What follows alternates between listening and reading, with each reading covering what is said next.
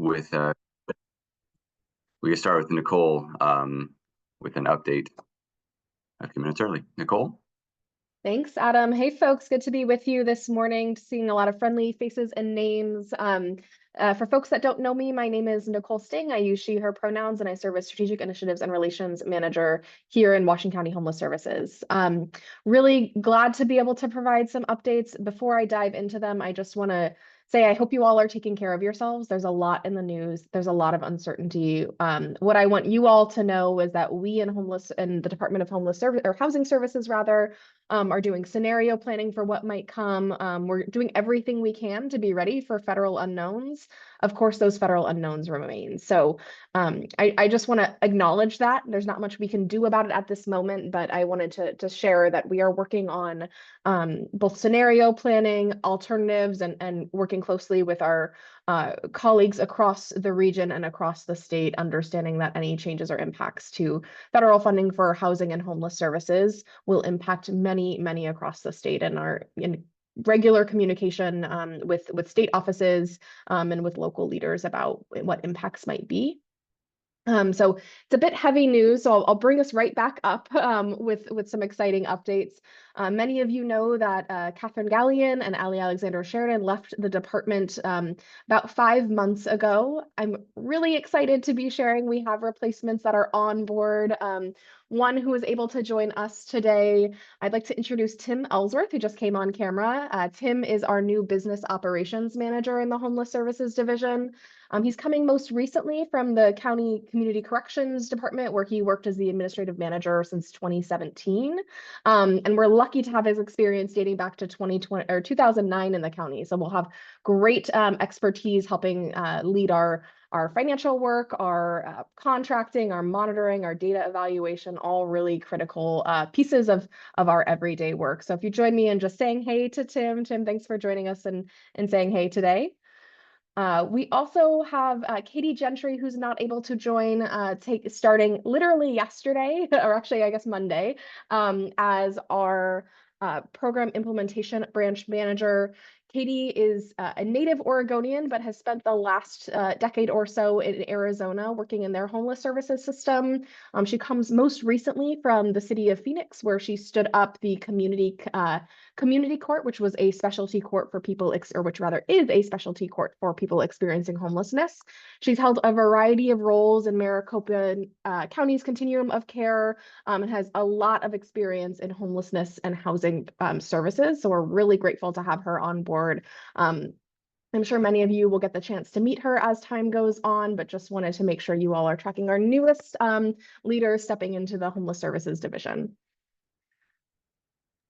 Right, and I have just a couple more updates. Many of you know as well, we've been bringing regular updates on our budget reductions that are underway. I want to reassure folks we're taking a slow and deliberate ramp down process as supportive housing services resources have constrained. We understand the new base of that funding source. And over 3 fiscal years, we are very slowly bringing our system down to what is that sustainable level. We're working closely with both the Homeless Solutions Advisory Council. I saw Kim Marshall on. Kim, great to have you here, who chairs our Solutions Council. We're also working with other folks to help us get feedback and direction on the budget.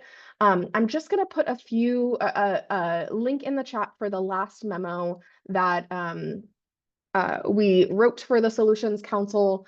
This outlines both where reductions are occurring and the timeline for which decisions will be made and how the county is considering factors to make decisions as it relates to programmatic reduction. So the high-level buckets of what has been reduced is defined, and we have a lot of work to determine how to implement those reductions in the way that is the least harmful for those we serve. I want to again stress our goal here is to prevent service disruption wherever possible, which is why we're taking such a slow approach here. We want to also stress, as we brought these conversations with the Solutions Council, what we heard from our advisory body was 2 key things. First, to continue centering racial equity and to perform racial equity lens tools and ask ourselves those important questions as we're going through this reduction process. And secondly was to center the experiences of those we serve, not just the needs, but their actual human experiences going through our system. So we're working closely to get that information ready. We're aiming to share with our providers by April 1st what reductions might be coming in their contracts. And I want to again say incredibly, make sure this is clear. Where reductions are occurring in FTE, we're providing ramp down resources. So if a position is eliminated, we're providing 3 months of salary to that organization. And if that position supported case management, we're providing 6 months. So that timeline starts in July, and we're hoping to get information out in April. So again, a very slow process to ensure we're bringing folks along. And we'll have more to share in April about supports we'll be providing to organizations and staff that are impacted. So again, we're working thoughtfully and doing our best to prevent service disruption in our ramp down here. I would also just offer, if you have any thoughts, if you've read the memo and you have, oh gosh, I would like to share this, we'd welcome your feedback. As I mentioned, this is happening fairly quickly. We're making decisions by April. So the sooner you can provide feedback, the better, including if you want to just say, this message is for Nicole, and put a comment in the chat. That's a great way to get us some quick feedback. Additionally, you're welcome to reach out to the Homeless Services inbox with any additional feedback. The sooner the better, just because we have some tight timelines to make decisions. So just with that, again, I kind of started with heavy news, went to happy, ended with more heavy news. Just want to thank you all. This has been a hard moment for our system, but a moment that we're used to as deliverers of services. We as a community have dealt with funding reductions before. We will do it in a manner that is best for those we serve. And even still with these reductions, we're incredibly lucky to have a baseline of $100 million a year to provide homeless services in Washington County. That's just not usual when we look at the rest of the nation. So I'd love to just hone in on that, focus on that. We still are able to do just really incredible work together, and we're so grateful for your partnership. And Adam, that's the end of my updates. I'll pass it back to you. Thank you so much, Nicole. An additional program update. I did want to mention that Meredith, who's part of the team in this network, is on a leave, a seasonal leave. And during the time that she's on her leave, Martin will be assisting. Meredith's role is primarily behind the scenes, but Martin will be assuming those roles.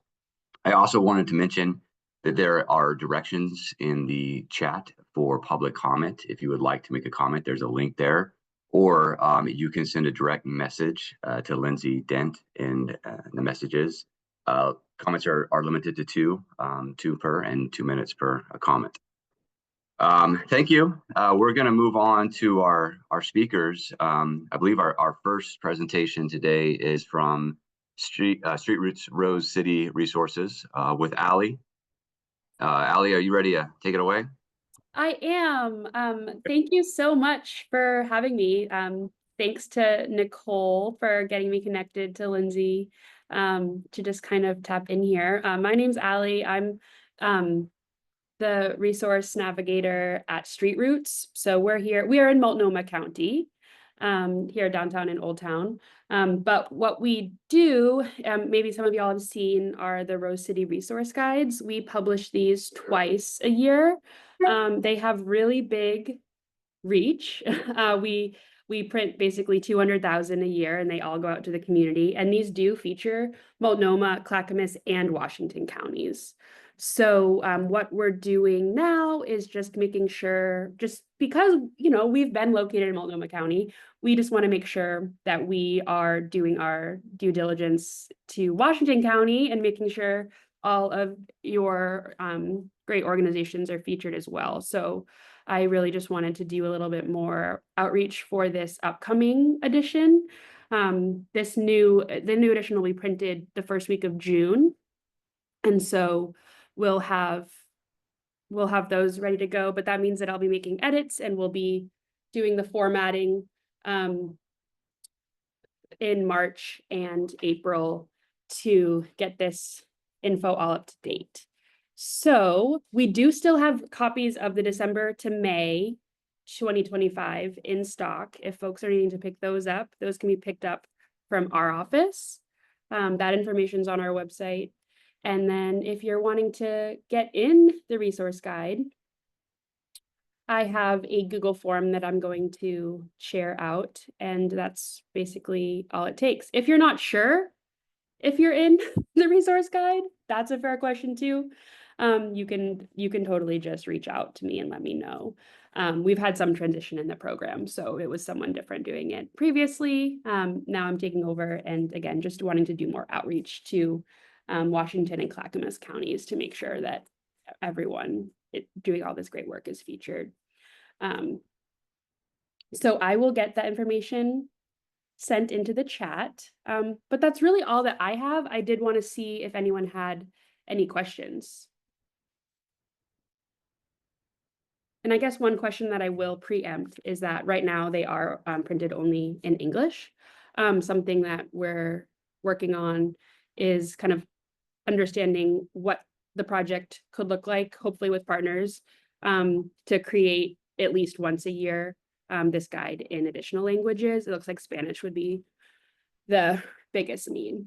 So that's something also to kind of think about. For now, we do have information here directing folks to 211. Not everyone. 211 doesn't exactly work for everyone, but they do have those translation services when you go to call. So that's something that we can kind of lean on. Any questions? It looks like, Allie, there's a comment in the comment section about sharing your contact info. Great. I'll share my email, and then I'm also going to share the link to get your services added into the guide. It's just a simple Google form, but you can also feel free just to email me. Great. Yeah, thank you, Allie. Those are a really, really helpful tool. I know at our location with our clients, having such a concentrated collection of resources is just an invaluable tool. So thank you guys for the work that you're doing. Okay, next we're going to hear Dina's going to be sharing about Transcending Hope, Recovery Housing. Okay, so I'm able to, hi everyone, good morning. Some new faces and familiar faces. I'm able to share my screen, is that correct, Adam? Yeah. I believe so. So I'm gonna try this and let's see where we go. Let's see.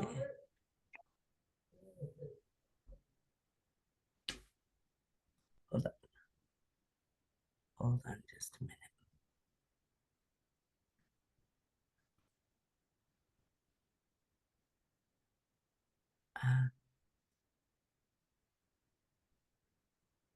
Share screens. Where my presentation going? So sorry. Give me a sec.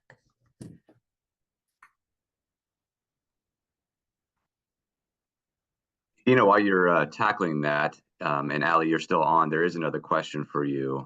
Is there an order form for agencies who wish to have several resource guides? Yeah, there's not. If it's a huge number, we'd love to just know so we can prepare ahead. But you can come and pick up however many you need. They come in boxes of 180 and then sleeves of 20. So they're heavy, so that's one limiting factor, but people do come and get several boxes for some of the major service providers.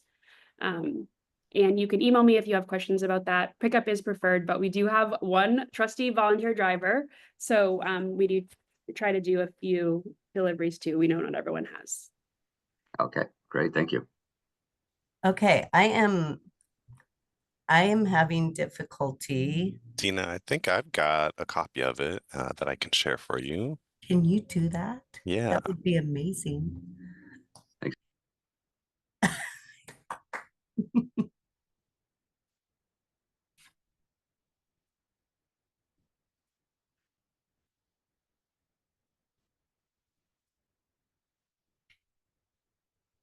Hey. Hopefully y'all can see it. And then, yeah, Dina, just let me know when you want to go to the next slide. Okay. Go ahead and next slide, please. So I'm going to introduce Transcending Hope, talk a little bit about services and programs. We've got one of the success stories in here, some talk about our collaborations and partnerships, and our future goals and expansion plans. Okay, go ahead.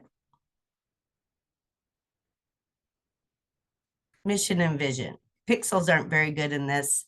Our mission and vision is empowering recovery. Transcending Hope is a grassroots nonprofit 501c3, and our mission focuses on empowering individuals through safe and supportive housing, crucial for the recovery journey. So we support individuals with substance use disorder who identify with substance use disorder and or mental health. Our opportunities for growth, we envision a world where every individual can thrive in their recovery and gain opportunities for personal growth and reintegration, whatever that might look like for them. Next. Some of the history and background. Transcending Hope Recovery Homes was established in 2019. Some of you may know this, but it was formerly a nonprofit that was established in 2009, named Fairhaven. In 2018, I was brought aboard and we did some rebranding and restructuring and opened the locations to diversity and inclusion. And at that time we had 13 locations. Today we have 29 locations, Tri-County. 24 of these locations are fully funded. One of my goals was to make the supports fully funded for persons who needed housing while they prioritized their recovery. I threw Frank's picture in here, and I'm going to butcher his name. He's my programs manager. I've worked with him for years, and we've also worked in other settings in nonprofit. And he's one of the most amazing programs managers that I've worked with. He really has a sense of community when he was working with our people, and he has supported Transcending Hope and expanding all its programs. The efforts of Transcending Hope have significantly impacted the recovery community and fostering healing and growth. I think Transcending Hope, you know, we're NAR accredited, so we're nationally accredited recovery residents, and we belong to the NAR committee, and we're one of the only providers that are providing supports, you know, we're not just SUD, we're providing supports for persons who identify with mental health. Go ahead. Some of our core values and principles is compassion.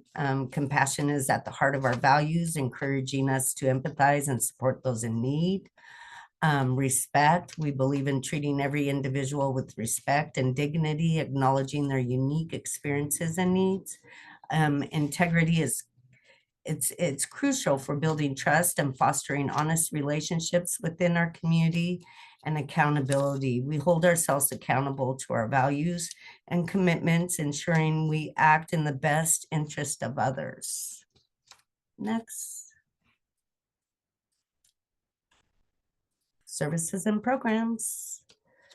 Aid and assist community restoration. Some of you may be familiar with it. Some of you may not. These referrals are solely directly through Washington County Behavioral Health.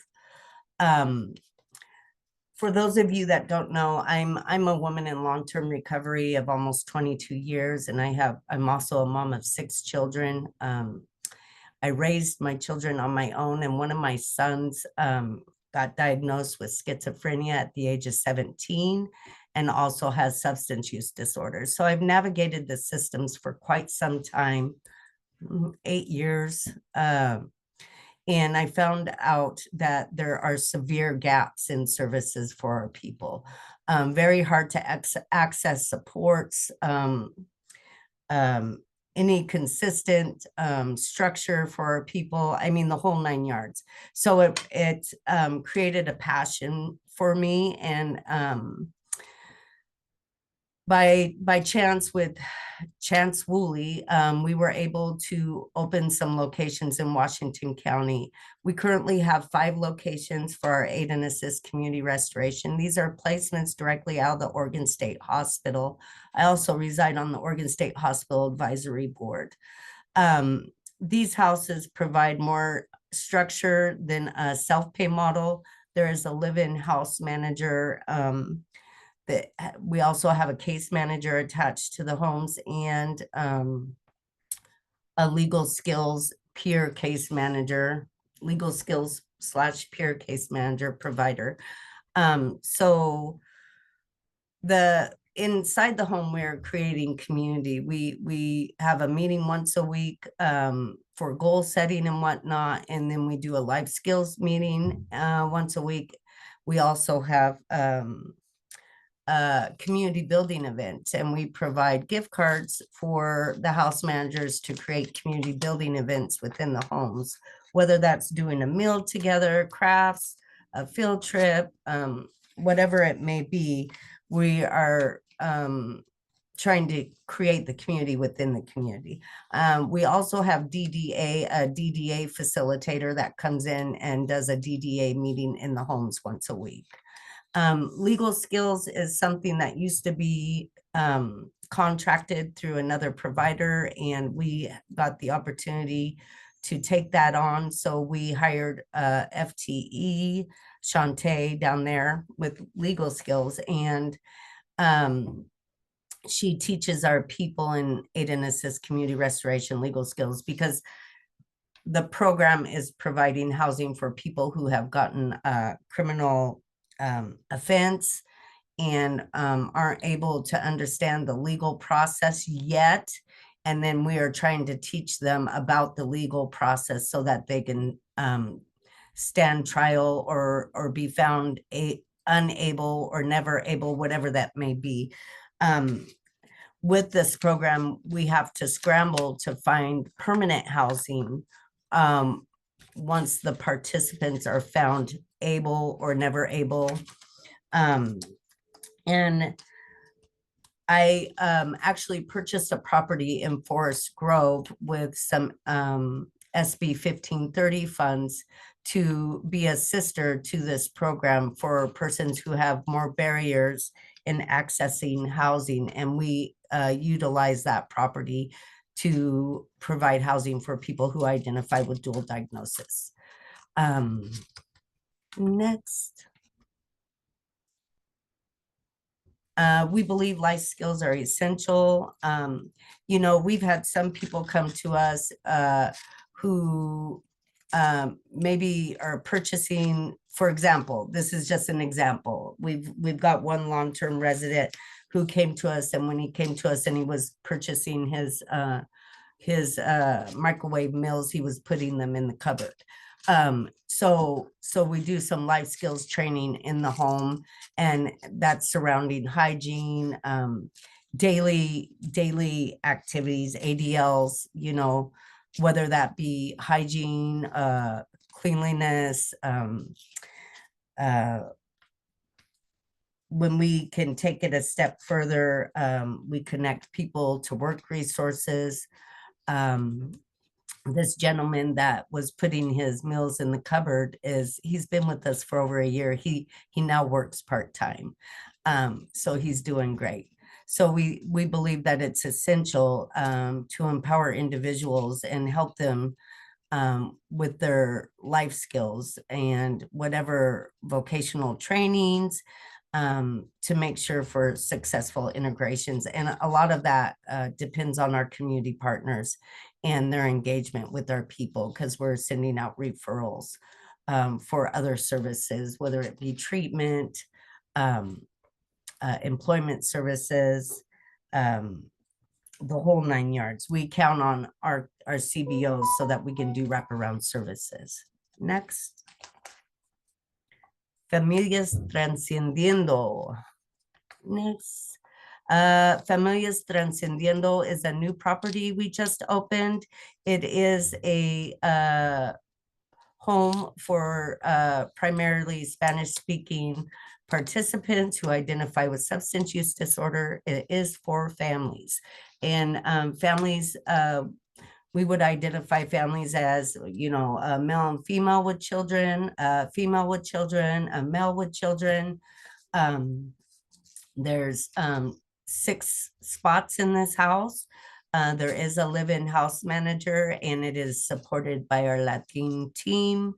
Javier Vega is our programs manager. His email and phone number are on the flyer. And it does have openings now. We recently opened this location. It's beautiful. And again, we do provide community building events within the home and a goal setting meeting, and are working with our other community partners to ensure wraparound services. Next. Success stories and testimonials. This is Justine Mims. Justine Mims came to us as a participant. She resided with us for quite some time. She's very tenacious and she's a go-getter. She completed her program and actually applied for one of our house manager positions, and now is supporting one of our locations. She has also taken the facilitator training for Hearing Voices and will soon be providing Hearing Voices groups in some of our homes. We're really excited. She's a rock star, 100%. Next.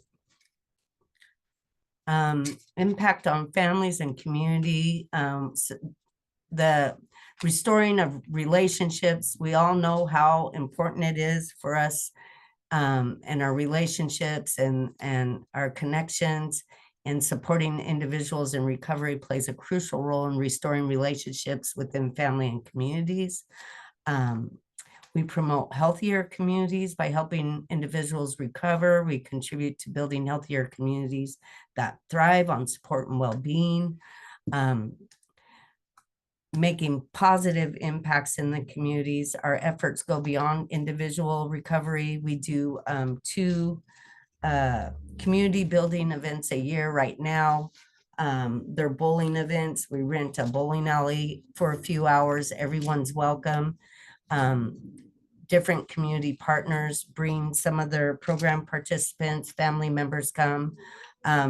It's a great opportunity for connecting with other individuals.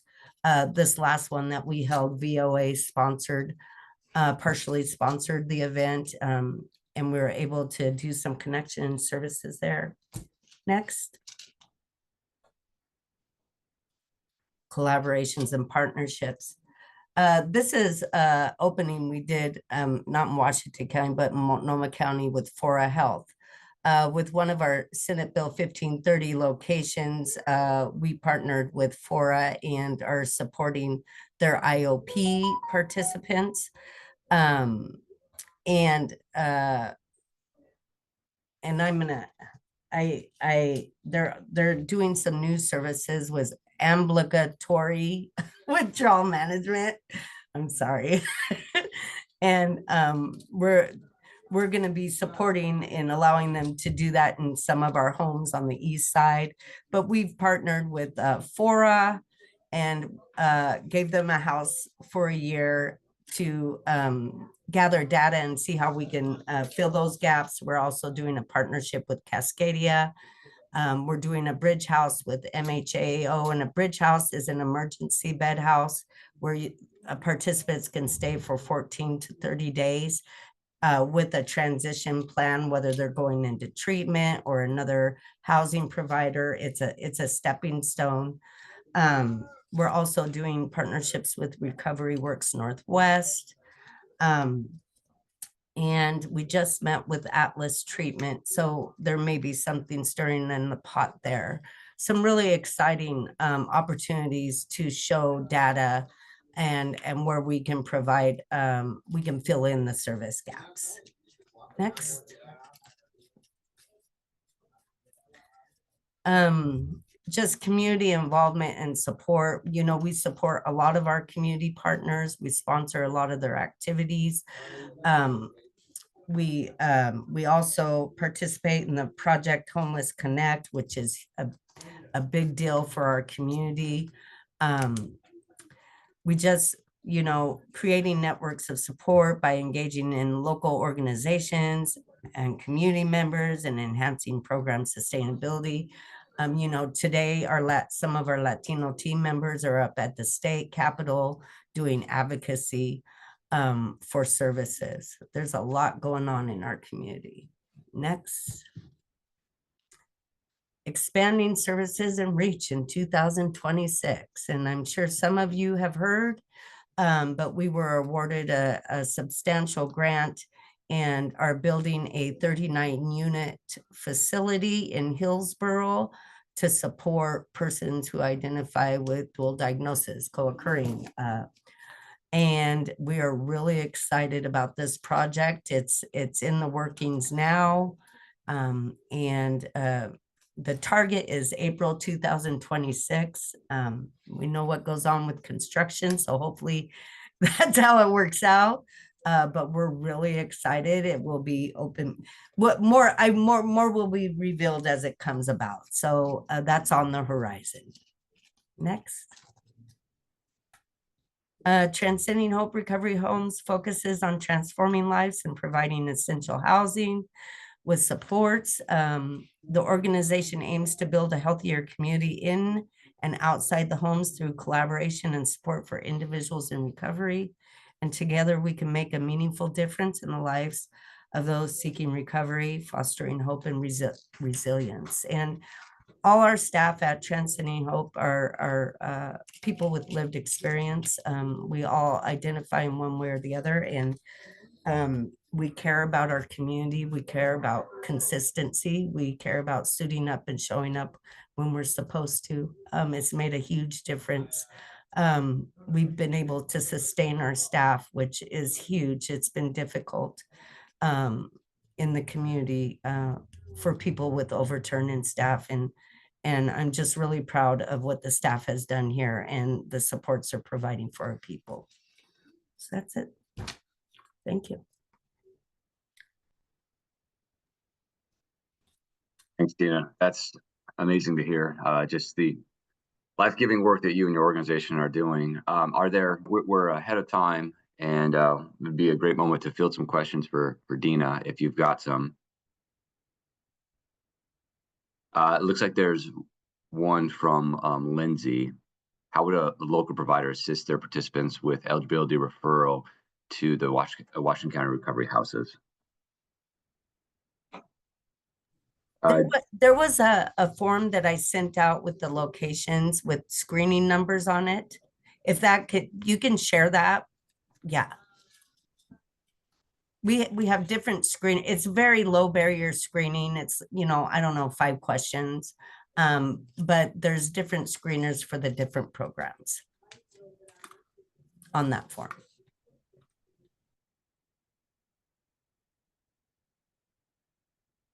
And it looks like there is a question from Gina in the comment about some support. Yeah, Gina, we can connect if you like.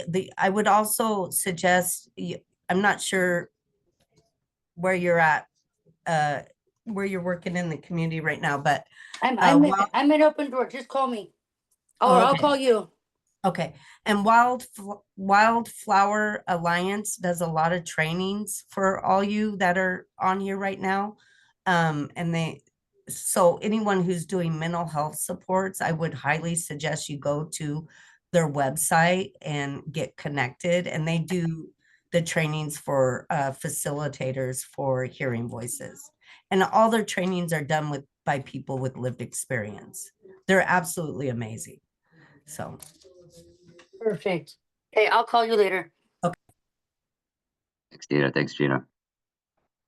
Okay, and it looks like there's another question from Beatrice in the chat regarding families that are moving from other states. We have requests every day requesting help, utilities, rent, housing. Thank you.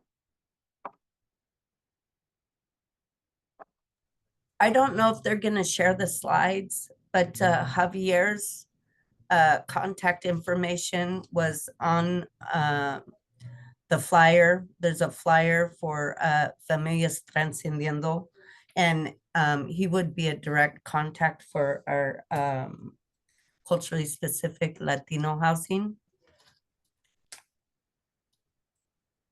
I was just talking about Adelante Mujeres with Javier yesterday, so that's interesting that Beatrice is here. Thank you. Yeah. Okay, yeah, thanks, Dina. And you can see the link there in the chat for additional resources. Okay, we're gonna pivot. We're gonna be hearing regarding eviction prevention from Community Action, and a few of the Community Action team are here. Amanda and Eduardo, if you guys are ready, go ahead and take it away. Hi there, good morning. My name is Eduardo Escobar and my colleague Amanda. We are housing navigators at the Community Action Eviction Prevention Program, and I don't think I have permission to share my screen for our presentation. I've got you, Eduardo. Perfect.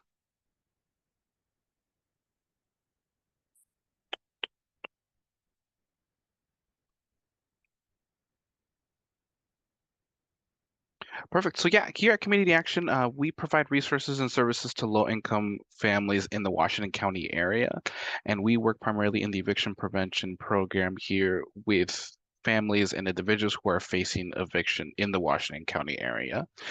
And we can move to the next slide. So applying for our program, there are many different avenues you can get into our program. The primary way we take applications is through our prevention line once a month. On the 15th of the month at 9 a.m., individuals who have an active eviction notice or a written notice of non-payment of rent can call in on our line to see how many available applications and appointments we have available for that month, and we'll be able to schedule them out that way. Community Action also currently has 5 culture-specific contracted partners that send direct referrals to us from vulnerable populations that may be facing multiple barriers and otherwise wouldn't be able to get in contact or apply for our rental assistance program. And sometimes, depending on the funding, you can also apply with one of our Community Action Housing Navigators at Eviction Court. Eviction Court happens every single Monday for individuals who are facing evictions. Housing navigators are currently transitioning to other program areas due to funding and capacity, so they may not always be available at those times, but if they are, then those individuals would be able to apply there as well. So our eligibility criteria for our program, you have to have a notice for non-payment of rent in hand at the time of applying. So that can either be a non-payment of rent, an eviction notice. You can have a first appearance summons at eviction court. Regardless, just as long as you have one of the notices and still owe that amount, the individual will be able to apply.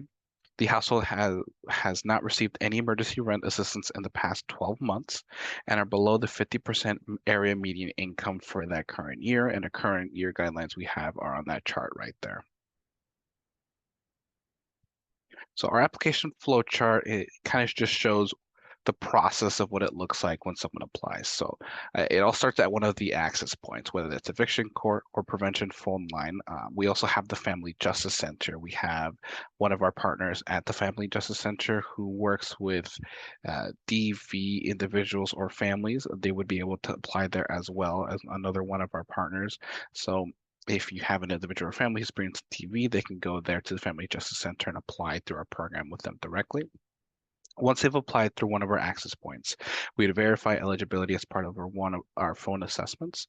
We collect household and landlord documentation, information about the home, make sure that the landlord actually owns the place, that there is legal tenancy there. We look at lease documentation. We enter all that household data into our WellSky system. Once we've done that, we conduct a care assessment here at Community Action. What that does is we screen for eligibility for any other program here with Community Action that we can refer to them directly. That way they have just a one entryway into all of the services we can provide here at Community Action. Once the assessment is done and all documentation has been collected, we would submit a funding request to our approvals, who would then review eligibility data and documentation. They would create a 6-month follow-up request. After 6 months, everyone who's received our rental assistance, we just reach out to them to make sure that they're still living in that home, that the assistance helped them stay in their home, as well as if they've received any other rental assistance here or otherwise elsewhere at any other program. Once the request has been approved, it's forwarded to a supervisor who does one final check through. That supervisor signs it and forwards it to our finance team. Our finance team cuts checks on Tuesdays and Thursdays, but in emergency situations, depending on the situation, if there's a deadline that payment needs to be made by, they can make emergency checks, cuts, and one of our team members can do an emergency check run as well. And then again, 6 months after the initial assessment date, we do a follow-up just to make sure that the household is still in their home, either with the individual or the landlord if we're not able to reach them. So here are a few numbers on how clients get connected with our eviction prevention assistant. They would primarily get connected either with our prevention phone line or our eviction courts. So this data we start gathering every program year, and we started here July 1st. And this we ran these numbers up into February 28th, but they are still ongoing. And you can see at the bottom, the two big numbers would be either at eviction court on Monday with our housing navigators or through our prevention phone line. Partner organization referral is 199, and then the crisis intervention team would be at the Family Justice Center with our DV clients is also a number that we receive in there. So here is what funding has looked like for our program throughout the years. These numbers, like I said, are still current and running from July 1st, and that would be the rightmost bar at there. Currently, we've been able to help 103 households or individuals. The total amount we've been able to pay out for rental assistance and eviction prevention has been around $5,100,000. On average, a payment to each individual household has been $6,300. And I will let Amanda talk about our eviction court process here. Morning. I'm going to speak a little bit more specifically about the eviction process and what that looks like both for tenants and for us as housing navigators. So a lot of our clients, when they come to us, don't necessarily know how the eviction process will go and how that will impact them or what that timeline might look like. So we're using March and April just as an example of a typical month. So typically rent for most people is due on the 1st of the month. And then there's a few days grace period. Usually around the 5th, landlords are able to include a late fee on a tenant's account. The first day that a landlord would be able to issue a notice to a tenant would be on the 8th. Those notices currently here in Washington County are typically 10-day notices as opposed to previously 72-hour notices. So the date that the tenant's going to see on their notice, letting them know it's the last day that they have to pay their rent is going to be March 18th. A lot of clients, when they come to us, think that this is the date that they would have to actually move out of their unit. That's just the last day that the tenant has before the landlord would be able to move forward with further eviction proceedings. So if the tenant is unable to pay, on the 19th is the first day the landlord would be able to file with the courts to begin the eviction process. At that time, if the landlord does choose to do this, the tenant's going to receive something from Washington County courts letting them know that they have a first appearance scheduled and that they'll need to attend court in person at the courthouse. This timeline can vary just based on how backed up the courts are, how many people are currently filing for evictions. Once that tenant attends that first appearance, if they do choose to set their case for trial, typically, or what the courts prefer is for trials to be set between 15 and 30 days out from that first appearance. So it would be sometime at that point around the middle of April. Typically right now we're seeing that the courts are much more backed up than that. So the 15 to 30 days for us right now is pretty rare. When we were at court on Monday, we were seeing clients scheduled out for trials towards like late May and early June. So it can really just vary on that timeline depending on how backed up the courts currently are. If the tenant does set their case for trial and they lose at that trial, so they're either not able to pay their balance, get assistance, or move out prior to that trial date, that is the time when a landlord is actually able to file for that notice of restitution, which is when a tenant would be then asked to leave their unit. And next slide. So this is a little bit more about what happens at court from a tenant's perspective. So what they're going to experience if they have to attend a first appearance at eviction court. So those first appearances happen every Monday at the Washington County Courthouse in Hillsborough.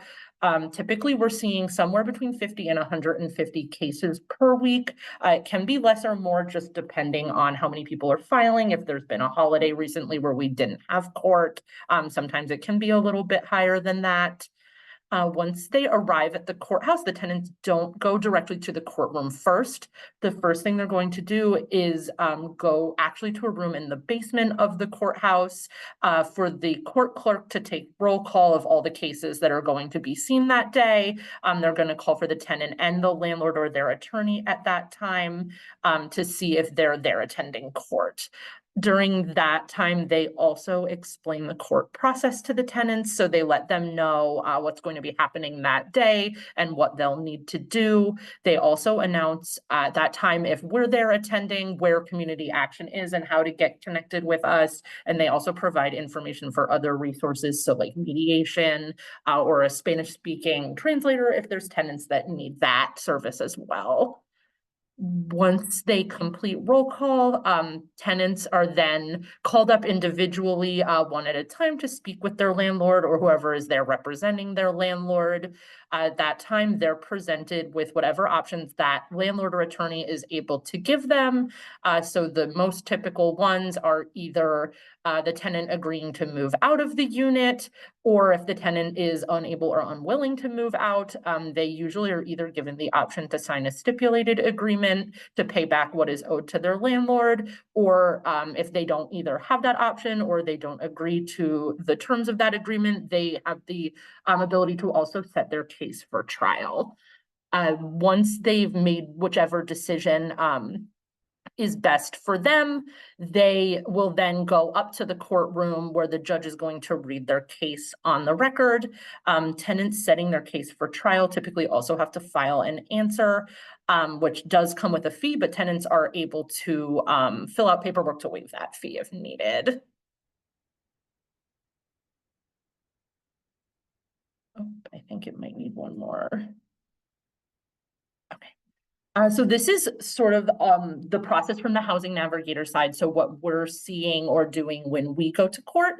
So we actually start our work even prior to attending court. So we're looking a week ahead, usually through the Washington County Court website, and getting a copy of the docket and all of the tenants that are going to be attending court the following Monday. We use that information to screen that docket for eligibility through HMIS, seeing if that tenant has had any assistance with us in the past, or maybe already has a pending application with our agency, or if they're maybe working with a different agency providing them assistance. We take notes on that information to bring it with us to court. We also make sure that we bring flyers and information with us for tenants who may not be eligible for assistance. And then at first appearance, while the clerk is taking roll call, we're taking notes on all of the cases, making notes on who's attended or who isn't attending. If any cases are stated or listed as dismissed, we make notes of that as well. And then we also do take applications there in the courtroom when we're able to. We will have the tenant fill out a screening paperwork. It just gives us some basic information about them. And then we also have them fill out releases of information with us there in person as well, just to help speed up our process. A lot of the court applications are very time sensitive due to agreements that tenants are entering into. And it just helps us to get as much of that information as possible while we have them there in person. Once the tenant has filled out that paperwork, we bring that back with us to our offices and verify that they're eligible through HMIS. And if they are, we schedule them with an assessment appointment. Those appointments are typically done by phone. So we'll give the client a call and see when they're able to speak with us by phone to go over that. During that assessment, we're going to complete a prevention assessment as well as a care assessment. A care assessment is a community action assessment that allows us to provide referrals to other community action programs for tenants. So if they're maybe needing assistance with their utilities or they're looking for assistance with something like job training, we're able to connect them to those resources while we're doing that prevention assessment as well. We also take that time to collect any documents we don't already have from the tenant and from their landlord as well to help complete that application.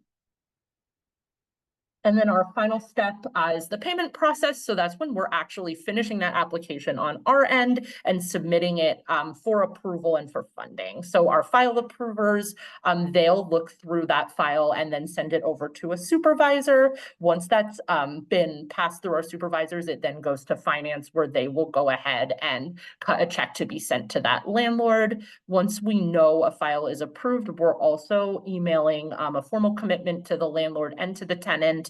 They get the same information, the copy of the same email, so that if they need it for court to dismiss their case or their trial, both the tenant and the landlord are given that same information. And then, like Eduardo said, our finance department is typically cutting checks every Tuesday and Thursday for any rental assistance that's been requested. Payments are typically mailed to the landlord directly, but we can also work with landlords to pick the check up in person at our Hillsborough office if there's like a time-sensitive matter with a stipulated agreement. And this is just some information about what we're typically seeing for the outcome of the cases that we're seeing at court. So this information is through our current program year. So from the beginning of July of 24 through the end of February. And like Eduardo said, this is all ongoing. So we're continuing to collect this data through the rest of the year.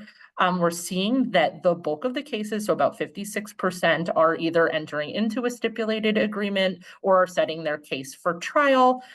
The second largest portion, around 29%, are tenants that have been evicted, either due to not being able to pay, agreeing to move out ahead of time, or they're not able to attend court, or they don't attend court, and so the case is ruled in favor of the landlord.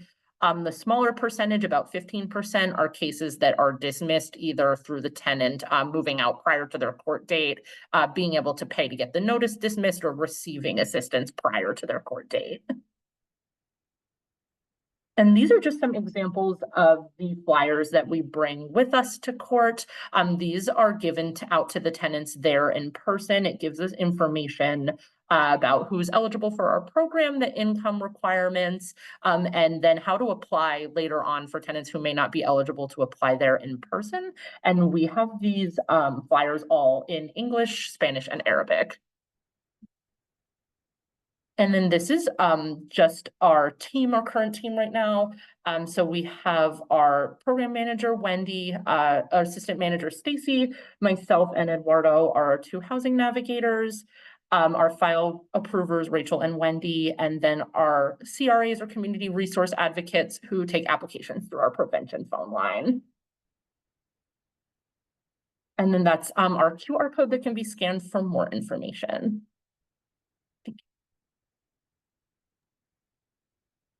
Thanks, Amanda and Eduardo. There were a few questions in the comment that Stacy has already answered, but one just popped up regarding the flyers. Can these flyers be shared, please?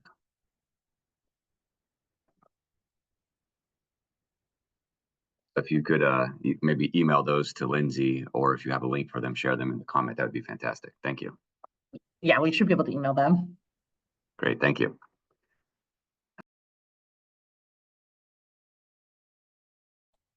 Oh, you're muted, Adam, Adam. you're muted. My apologies. We're going to move on to our agency highlight today. We're going to be hearing from Community Partners for Affordable Housing. We're going to be hearing from Charlie Voss. Hi, everybody. Good morning. Today I'm going to be doing the SEPA agency highlight. So for those of you that might not know, I chair HSSN, but I work with SEPA, which is short for Community Partners for Affordable Housing. I'm the data quality and assurance specialist, as well as the case manager lead. So I'm here and there in the organization. So let's just start off with what is SEPA? So SEPA is, we're dedicated to building quality, affordable housing with services and programs for the people in our properties, as well as houseless individuals in Washington County. We have 2 housing programs, so the HCMS program and the Rapid Rehousing program. We also have different affordable housing sites, as well as Heartwood Commons, which is the first of its kind in Washington County. It's a permanent supportive housing set up for folks who are experiencing chronic homelessness. That's had really great impacts and results. And let's see, just looking at my notes. Okay. So we're currently engaged in strategic planning process to enhance our services and expand our impact. One of our key developments that are happening right now is the opening of Plumbeck Gardens. It's a 116 unit multifamily building in Tualatin. It includes 16 permanent supporting housing units. This property will be collaborating with multiple partners. So community action is involved. They're going to be providing housing support and case management services. LifeWorks is involved, and they'll be offering behavioral health referrals. Centro Cultural will host employment workshops, and Neighborhood Health Center will deliver on-site medical and dental care, which is really going to be awesome for the people who are going to be housed there. Additionally, SEPA will be providing a full-time resident service coordinator to focus on housing stability, eviction prevention, community engagement, those sorts of things. We have a housing forum in line with these efforts on March 6th. That's where we'll address housing needs and solutions for older adults. We're going to try to foster a broader conversation on creating accessible housing for that demographic. It's kind of a big focus on that. Our resident services staff are also preparing to conduct a deep dive into youth programming, evaluating future needs and planning for capacity building. And our SHS team has continued to, in our director's words, kick ass. So we have 3 case managers, and each have about 20 households. So we're serving 60 households in total, with some of them are multifamily, some of them are individuals. We're working with, placement and retention, making sure that they have the resources that they need. A big highlight that we had was with our rapid rehousing program. We just had 4 new households get housed within the last 3 weeks. So that's a pretty big deal. And then we also have some households from rapid rehousing that we're supporting in transition to HCMS, which is a long-term program.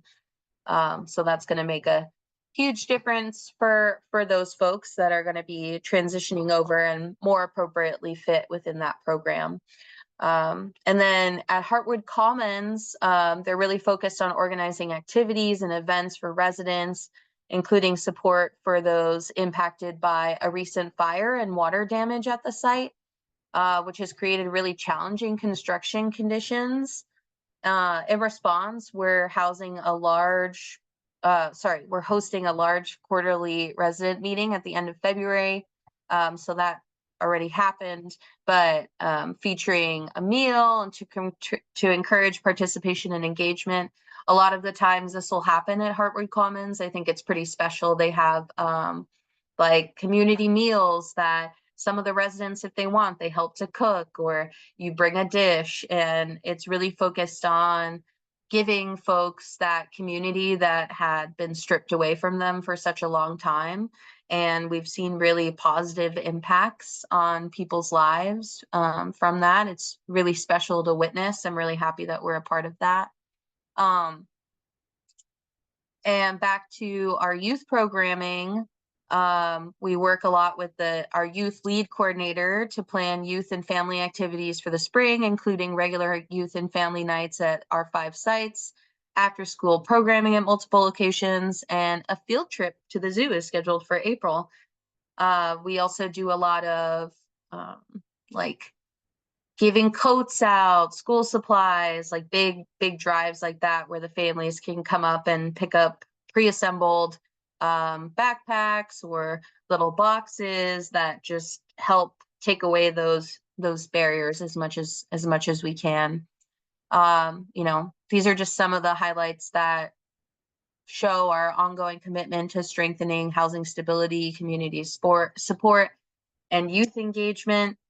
The last thing that I'll highlight is that in light of all of the things happening where in the US, ICE, those sorts of things, we're really looking to put up a lot of private property signs on our properties because they're not allowed to enter when it is a private property. Trying to see what we can do about the parking lots and things like that, but mostly just making sure that our buildings are entirely, to our best ability, secure for folks so that they don't have the risk of people coming and knocking on their doors, things like that. We also are hosting Know Your Rights workshops for the residents and handing out different cards so that you have your little, like those little red cards, you have the Know Your Rights on them in the different languages. So we're really trying to prioritize that, the safety of our residents and our participants, and as well as having trainings for our small but mighty team. We're about 30 employees, so having trainings around housing rights and trauma-informed care, those sorts of things. But that's just a really broad picture of what we're doing over at SEPA, and we're doing really good work and always love to collaborate. So if anybody ever wants to reach out to me or has different ideas or wants to share what they're doing, and our organization can follow suit or show some solidarity in whatever you might need us in. A big push for me has been land acknowledgement since I've been employed here. So we've written some things on our website as well as in our email tags, just honoring the land that we're on. And yeah, that's SEPA. Does anybody have any questions, or I don't know? Thanks, Charlie. There was one question in the chat. Do you happen to have details or a link about the housing forum tomorrow? Oh yeah, I can definitely send that over to you. If oh, Lindsay, yeah, I'll send that over to you. I have details I can share. Great. Thank you, Charlie. Thanks for the highlights of your agency. Yeah.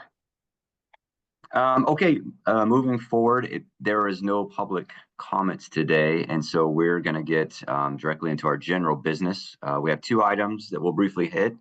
The first item regarding equity and inclusion. Chenard, if you're ready, you can go ahead and get us going.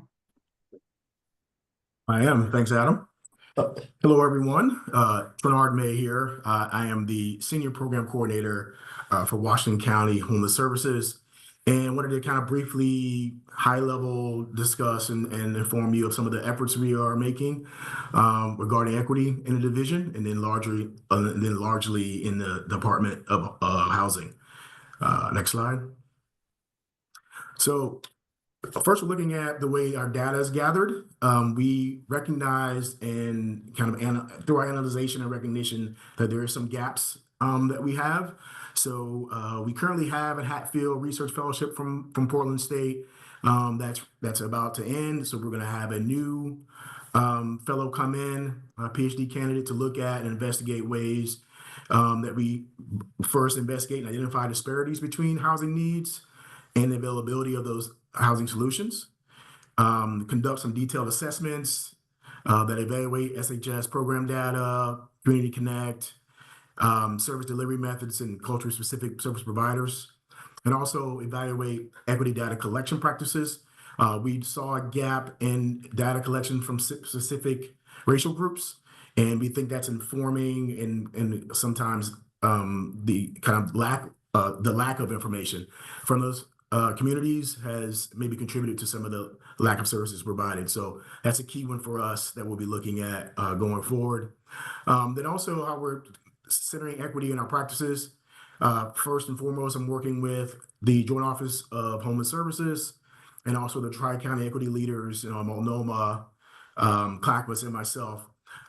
We meet, but we also confer via email, we make phone calls. We really work together to provide support for each other, to provide resources, and we're looking to really have a regional way of doing business going forward. Instead of having different pieces doing different things, different counties having different results, we're really looking to regionalize our approach.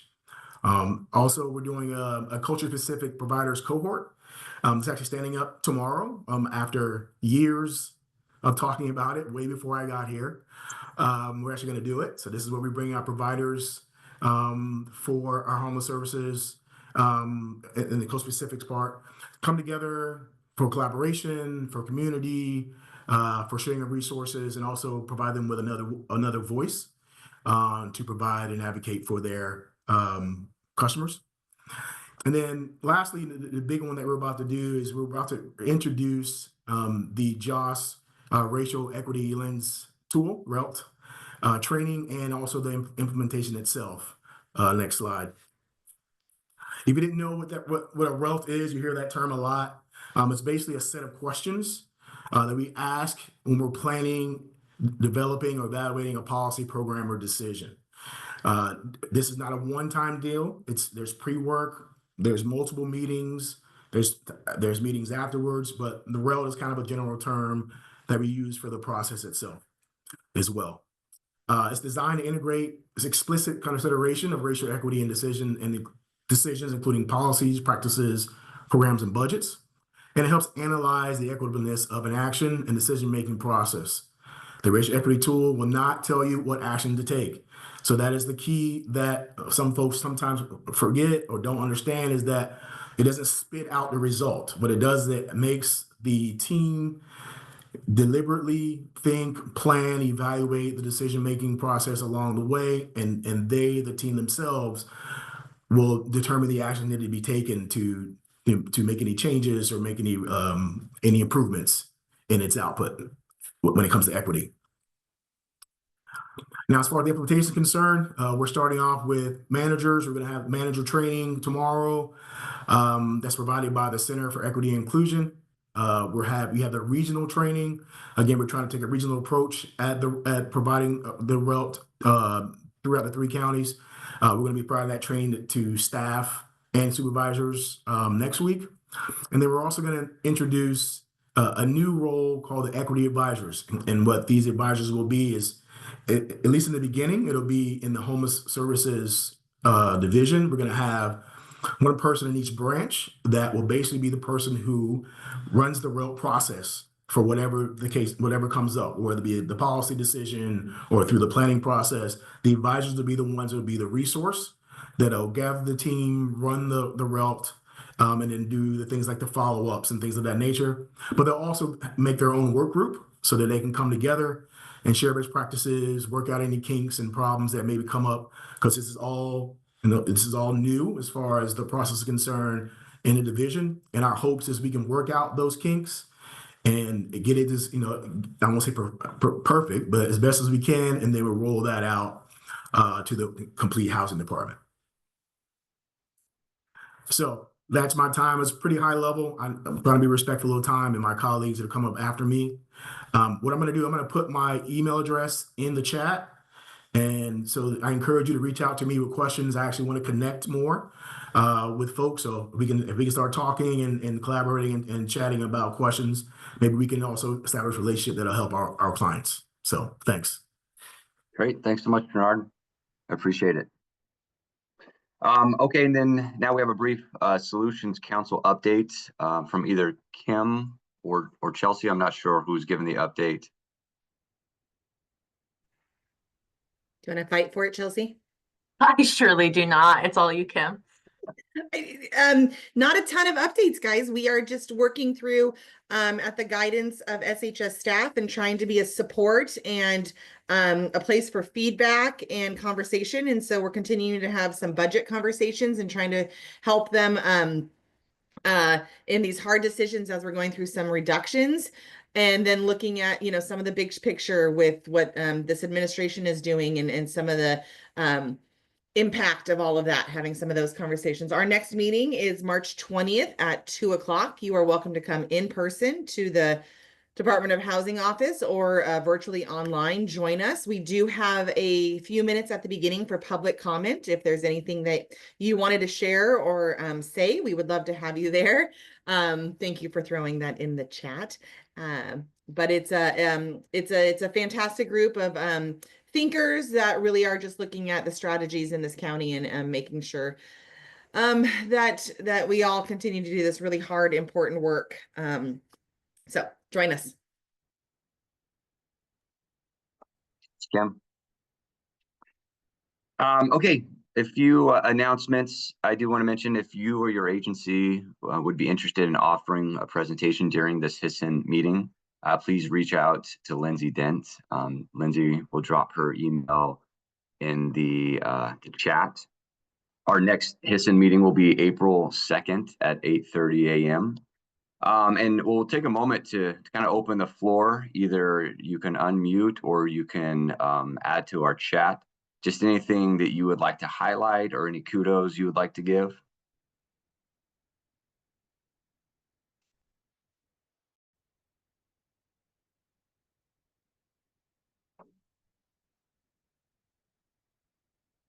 I'll give a brief one, maybe while you're thinking about it. Our center in Hillsborough, the Washington County Hope Center, this last week launched a new mobile food pantry that'll be serving families and individuals in rural parts of Washington County.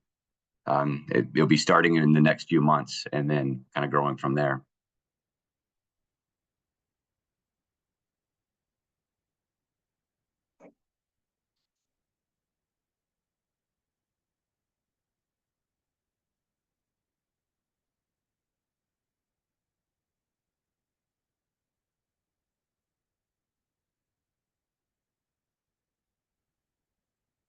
All right, Lindsay, you're posting about the learning community that's happening in March.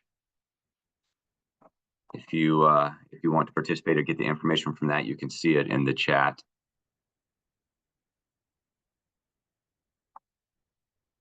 Okay. Well, other than that, I think that concludes our meeting. We're ending a few minutes early, but that gives us a little extra time to maybe take a walk out in the sunshine and enjoy a beautiful day. Thank you all for being here, for contributing, for listening, and for kind of joining arms to serve our neighbors here in Washington County.